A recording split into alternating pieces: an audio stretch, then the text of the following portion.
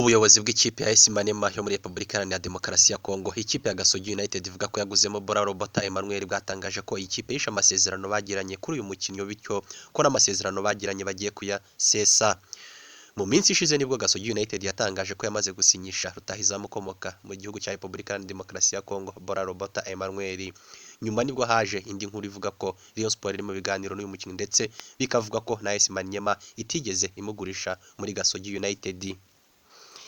Kapia ushinzwe ibikorwa bya MANIEMA yatangaje ko bumvikanye na GASOGI ko bagiye kubatiza uyu mukinnyi, ariko ntibemerewe kumugurisha. Yagize ati GASOGI United yadutiye umukinnyi ngo abakinire maze tuzabone ikintu nyuma, ariko twumvikanye ko itemerewe kugira ikintu imugurishamo tutabigizemo uruhare. Yakomeje avuga ko GASOGI United yaje kwica amasezerano bagiranye maze ijya kuvugana n'umukinnyi batumvikanye, bityo n'ibyo biganiro bari bagiranye bagiye kubihagarika. Yagize ati GASOGI yaje kwica amasezerano nyuma y'uko bagiranye ibiganiro n'umukinnyi twe tutabizi. Ikintu cya mbere ni ukumenya ikiri hagati y'ikipe n'umukinnyi mbere y'uko mukora amasezerano, yewe kandi ayo masezerano ukagerageza kuyubaha. Twubahe konvensiyo, ubwumvikane ngo usinye, ariko ntabwo wubashye ibyo twavuganye mu masezerano urangije ngo n'uwawe. Ubwo se n'uwawe mu buhe buryo? Ntabwo umukinnyi yaza gukina aho ngaho muri GASOGI United. Dufite konvensiyo yabo twasinyanye, ariko ushyizemo ibindi tutumvikanye. Yakomeje agira ati ugomba kubanza kuganira n'ikipe, ubundi ikaguha uburenganzira bwo kuba yaganira na GASOGI. GASOGI igomba kumenya ko bidashoboka. Twamaze kwandikira Federasiyo ya KONGO tubamenyesha kandi ko nibakomeza kuvugana ko batwaye umukinnyi, kuko ibyo twumvikanye tugiye kubisesa. Umuyobozi yavuze kandi ko bamaze kwakira ibaruwa ya Rayon Sport isaba uyu mukinnyi. Yagize ati kuri Rayon Sport uburyo yabikozemo bitandukanye na GASOGI United. Namaze kuvugana n'umuyobozi wa Rayon Sport ambwira ibibazo byabo, mubwira ko bagomba kwandikira ikipe. Yamaze kwandikira ibaruwa yageze hano, hasigaye ko ubuyobozi bwicara bukareba igishoboka. Perezida w'ikipe ya GASOGI we avuga ko nta ngingo n'imwe bishe mu byo bumvikanye n'ikipe, ahubwo akaba ari ibintu barimo guhimba.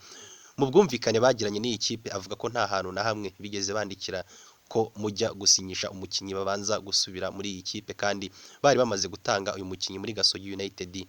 Icyari gisigaye ni uko ikipe yagaye kuganira n'uyu mukinnyi Lobata Emmanuel.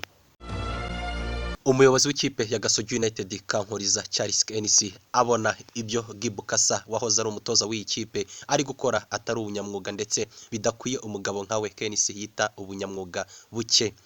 Nyuma yo gutandukana n'ikipe ya GASOGI United, Bukasa akerekeza muri Rayon Sport, hari abakinnyi bahise bamukurikira barimo Manase Mutatumbedi ndetse na Kwizera Olivier nk'umunyezamu w'umusimbura wa Kimenyi Yves.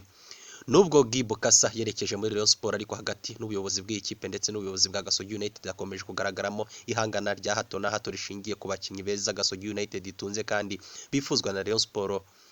Kuri uyu munsi yavuze ko Bukasa ibyo ari gukora byo gushaka ko Rayon Sport ngo ibone Rutahizamu Lobata atari ubunyamwuga, kuko ngo bari guca mu nzira zitazabahira kandi zitemewe.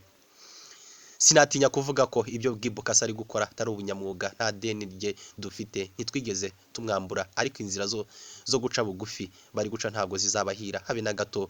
Abihishe inyuma yabyo bose nabagira inama y'uko kubireka, kuko barimo kwikinisha nk'uko Sadata akunda kubivuga. Ibi bibaye nyuma y'aho ubuyobozi bwa MANIEMA buvuze ko Lobata akiri umukinnyi wabo, kuko bavuga ko batamutije GASOGI United ku buntu nta mafaranga bayatse, ndetse bakavuga ko ikipe yamwifuza yazavugana na MANIEMA y'Ikindu muri Repubulika Iharanira Demokarasi ya KONGO.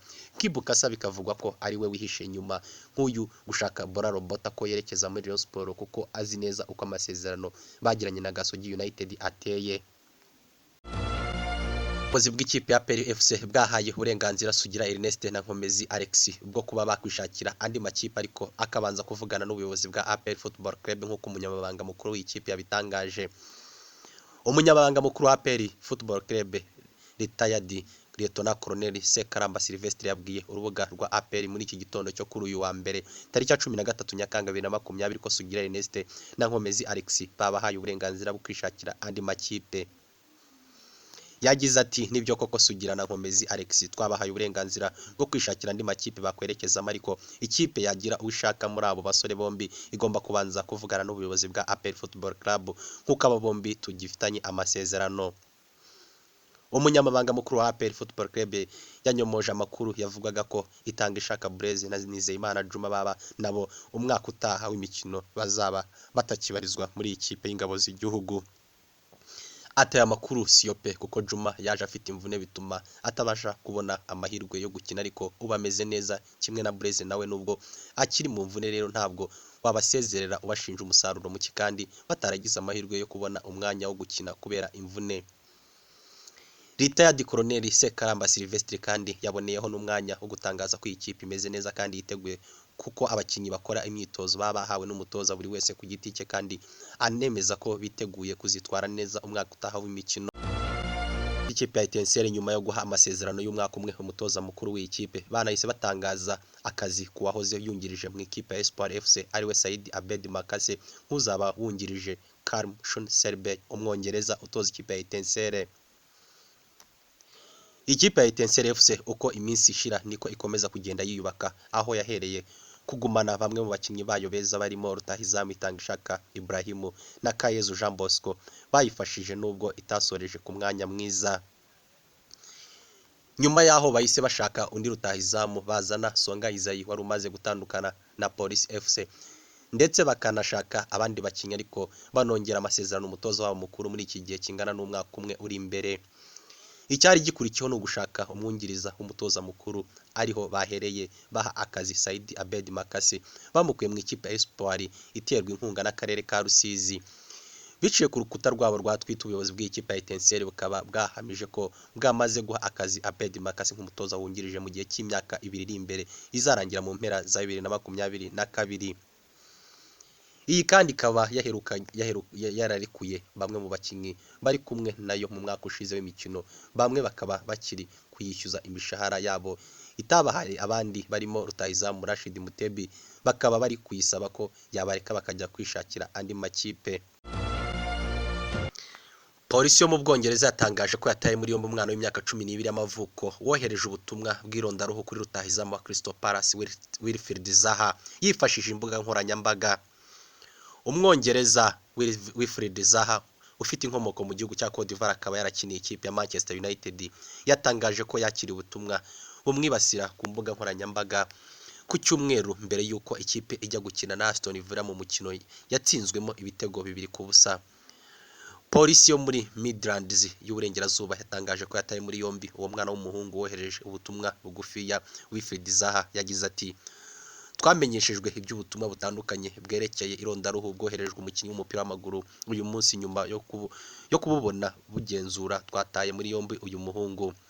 Twafashe umuhungu w'imyaka 12 ukomoka muri Surihal yabaye afunzwe. Turashimira buri wese wabigizemo uruhare ngo bimenyekane, twamagane iri rondaruhu ntirizigere ryihanganirwa.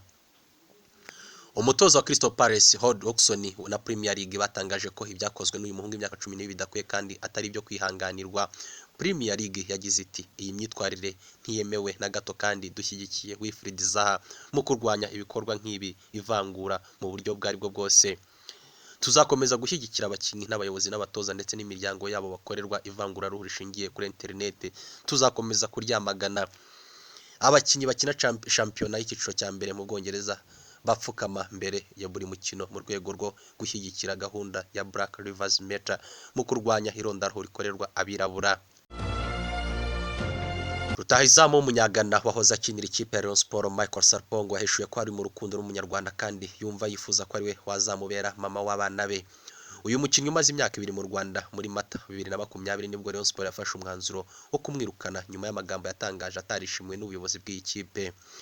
Mu kiganiro yihariye twagiranye, Sarpong yavuze ko yumva yifuza gushaka umukobwa w'umunyarwanda. Yagize ati: mu Rwanda narahishimiye haba abakobwa beza ku mutima no ku mubiri, bityo rwose nifuza ndamutse ko nshatse nashaka umukobwa w'umunyarwanda akazambera umufasha nta gihindutse. Akomeza avuga ko afite umukunzi ariko atifuza kuba yahita atangaza gusa ngo ubukwe bwabo ntiyavuga ngo buzaba igihe iki n'iki. Yagize ati: mfite umukunzi hano i Kigali, urumva ko kuba yambera umugore byoroshye. Izina sindi kubwira kuko ubwo ni ubuzima bwanjye bwite. Ubukwe sinakubwira ngo ni igihe iki n'iki, ariko ndabiteganya kandi nzabana n'umunyarwandakazi. Nubwo yirinze gutangaza izina ry'umukunzi, gusa hari umukobwa umaze iminsi ashyira ku rukuta rwe rwa Instagram ndetse anashyiraho amagambo y'uko bari mu rukundo. Michael Sarpongo ni ubwa mbere avuzwe mu rukundo n'umukobwa w'umunyarwanda, dore ko mu minsi ishize byavuzwe ko ari mu rukundo n'umuhanzikazi Asina Era, ariko urukundo rwabo ntirurambe bakaza gutandukana. Umunya-Cote d'Ivoire Christophe Oriye, murumuna wa Serge Aurier ukina mu ikipe ya Tottenham mu Bwongereza, yarasiwe ku muhanda w'Umufaransa ahita apfa. Christophe Oriye akaba yarasiwe mu mujyi wa Toulouse ubwo yaravuye mu kabyiniro mu ijoro ryakeye kuri iki cyumweru, aho yahise yihutanwa kwa muganga ariko akitaba Imana mu rukera rwo kuri uyu wa mbere tariki ya 13 Nyakanga 2020. Tottenham ikinamo mukuru we Serge Aurier ikaba yihanganishije uyu mukinnyi kubwo kubura umuvandimwe. Yagize ati ikipe ibabajwe no kwemeza amakuru yatanzwe n'ibinyamakuru ko umuvandimwe wa Serge Aurier yapfuye mu rukerera rw'uyu munsi.